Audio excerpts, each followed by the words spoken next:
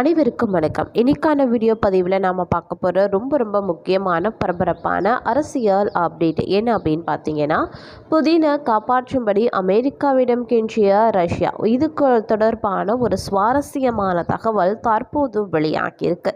இது குறித்த முழு தகவலை இன்னைக்கு வீடியோவில் தெரிஞ்சுக்க போகிறோம். இதனுடைய பின்னணி என்ன அப்படிங்கிறத பற்றின விளக்கமான தகவலையும் பார்க்க போகிறோம். வியூவர்ஸ், இந்த பதிவு உங்களுக்கு மிக பயனுள்ள விகிதத்தில் இருக்கும். ஸோ வீடியோவை ஸ்கிப் பண்ணாமல் கடைசி வரைக்கும் பாருங்கள். வீடியோக்குள்ளே போகிறதுக்கு முன்னாடி இது வரைக்கும் நீங்கள் நம்ம சேனலை சப்ஸ்கிரைப் பண்ணலைன்னா உடனே சப்ஸ்கிரைப் பண்ணிக்கோங்க. அப்படியே பக்கத்தில் இருக்கக்கூடிய நோட்டிஃபிகேஷனுக்கான பெல் பட்டனையும் ப்ரெஸ் பண்ணிக்கோங்க. சரி நேயர்களே, வாங்க வீடியோக்குள்ளே போகலாம். புதினை காப்பாற்றும்படி ரஷ்யா அமெரிக்காவிடம் கெஞ்சியது குறித்து ஒரு சுவாரஸ்ய தகவல் வெளியாகியிருக்கு. அதாவது முந்தைய ஞாயிற்றுக்கிழமை, அதாவது ஜூலை மாதம் 28 ரஷ்யாவின் செயின்ட் பீட்டர்ஸ்பர்க்கில் ரஷ்ய கடற்படை நாள் அணிவகுப்பு நடைபெற்றது. அந்த அணிவகுப்பின் போது ரஷ்ய ஜனாதிபதி புடினை கொல்ல உக்ரைன் சதி செய்துள்ளதாக ரஷ்ய உளவுத்துறைக்கு ஒரு ரகசிய தகவல் கிடைத்ததாக கூறப்படுது. அந்த தகவல் கிடைத்ததும் ரஷ்ய வெளியுறவு அமைச்சரான அமெரிக்க பாதுகாப்புத்துறை செயலரும் தொலைபேசியில் அழைத்திருக்காங்க. ரஷ்ய வெளியுறவுத்துறை அமைச்சர் தன்னை நேரடியாக தொடர்பு கொண்டதால் தர்ம சங்கடமான நிலைக்கு ஆளாகியிருக்கார். அவரிடம் புதினை கொல்ல சதி நடப்பது குறித்து பேசிய அவர், அப்படி ஒரு சம்பவம் நடந்தால் அது உலகையே குழப்பத்தில் ஆழ்த்திவிடும் அப்படின்னு சொல்லியிருக்காரு. அந்த சதி குறித்து அமெரிக்காவுக்கு ஏற்கனவே தெரிந்திருக்கக்கூடும் என ரஷ்ய அதிகாரிகள் கருதியதாகவும், அதில் அமெரிக்காவுக்கு நேரடி தொடர்பு இருக்கலாம் என அஞ்சியதாகவும் உள்ளூர் ஊடகங்கள் தெரிவிக்கிறாங்க. ஆகவே உக்ரைனை தடுத்து நிறுத்துமாறு ரஷ்ய தரப்பு அமெரிக்காவை கேட்டுக்கொண்டதாக கூறப்படுது. ஆனால் தங்களுக்கு அப்படி ஒரு தகவல் கிடைக்கவே இல்லை அப்படின்னு, தங்களுக்கு புதினுக்கு எதிராக எந்த சதி வேலையிலையும் பங்கில்லை அப்படின்னு அமெரிக்க அதிகாரிகளும் சொல்லியிருக்காங்க. உண்மையாகவே உக்ரைன் புதினை கொள்ள திட்டமிட்டதா, அமெரிக்கா அதை தடுத்து நிறுத்தியதா என்பதையெல்லாம் தெரியவில்லை அப்படின்னு நான் சொல்லணும். ஆனால் நல்ல வேளையாக ரஷ்ய கடற்படை நாள் அணிவகுப்பு எந்த அசம்பாவிதமும் இன்றி நல்ல முறையில் நடந்து முடிந்திருக்கு. இதனை அடுத்து பார்த்தீங்க அப்படின்னா, உக்ரைன் இராணுவம் ரஷ்யாவுக்குள்ளே புகுந்து அதிரடி தாக்குதலை நடத்த காரணம் பிரித்தானியா தான் அப்படின்னு மூத்த அரசியல்வாதியும் விளாடிமிர் புதினுக்கும் நெருக்கமானவருமான அடல் பி ஷகோவ்ஷேவ் அப்படிங்கிறவர் தெரிவித்திருக்கார். அண்மையில் ரஷ்யாவின் குர்ஸ்க் பிராந்தியத்தில் உக்ரைன் இராணுவம் புகுந்து எல்லையை தாண்டிய தாக்குதலை தீவிரப்படுத்தியதுடன் தற்போது ஆயிரக்கணக்கான இராணுவ வீரர்களும் முகாமிட்டுள்ளதாக கூறப்படுது.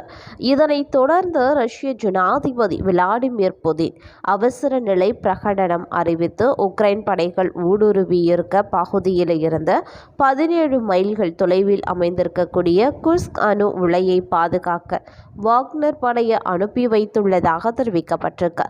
இந்த நிலையில் உக்ரைனின் இதுபோன்ற நடவடிக்கைகளின் பின்னால் கட்டாயம் பிரித்தானியாவின் பங்கு இருக்கும் அப்படின்னு குற்றம் சாட்டியும் இருக்காங்க. இதேவேளை உக்ரைனின் இந்த நடவடிக்கை ரஷ்யாவை தூண்டிவிடும் செயல் என்றும் ரஷ்ய ஜனாதிபதி புதினும் எச்சரிக்கை விடுத்திருக்காரு அப்படின்னு தான் சொல்லணும்.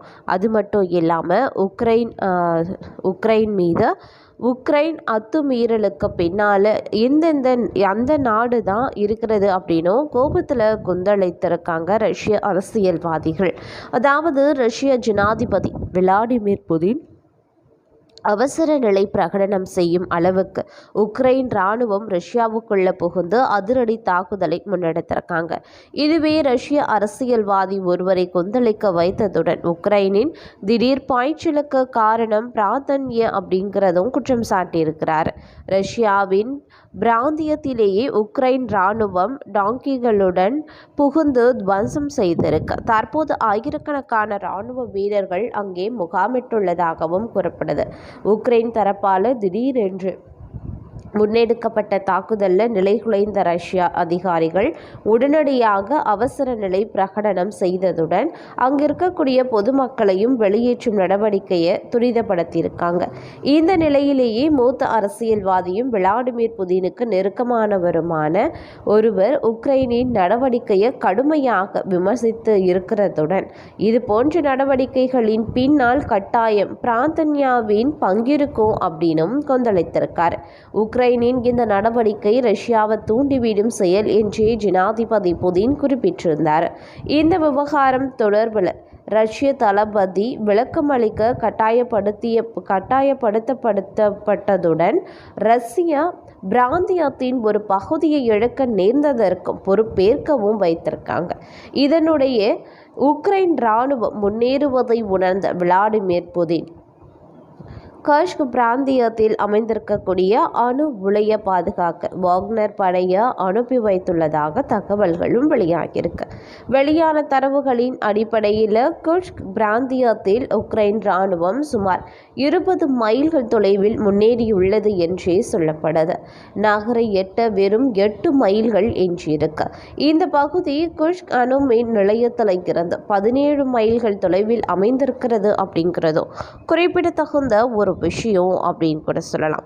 அது மட்டும் இல்லாமல் உக்ரைனினுடைய அதிரடியால் கடும் அச்சத்தில் ஆழ்ந்திருக்காரு புதின் அப்படின்னு கூட சொல்லலாம்.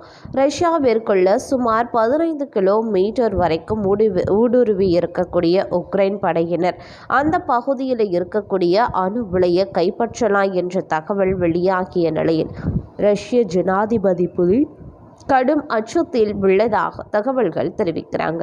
உக்ரைன் 300 படை வீரர்களையும் 11 கவச வாகனங்களையும் 20 கவச தாக்குதல் வாகனங்களையும் வடகிழக்கு எல்லையை தாண்டி ரஷ்யாவிற்குள்ள அனுப்பியுள்ளதாக ரஷ்ய இராணுவமும் தெரிவித்திருக்கு. ரஷ்யாவின் குர்ஸ்க் பகுதியில் உக்ரைன் படையினர் எல்லை தாண்டிய தாக்குதல் புதன்கிழமையும் தொடர்ந்ததால் அங்கு அவசர நிலை பிரகடனம் படுத்தப்பட்டிருக்கு. தற்போதைய பிராந்திய ஆளுநர் அலெக்சி எதிரி படைகள் பிராந்தியத்திற்குள் வருவதால் ஏற்படும் விளைவுகளை அகற்ற இந்த நடவடிக்கை அவசியம் அப்படின்னே சொல்லியிருக்காரு.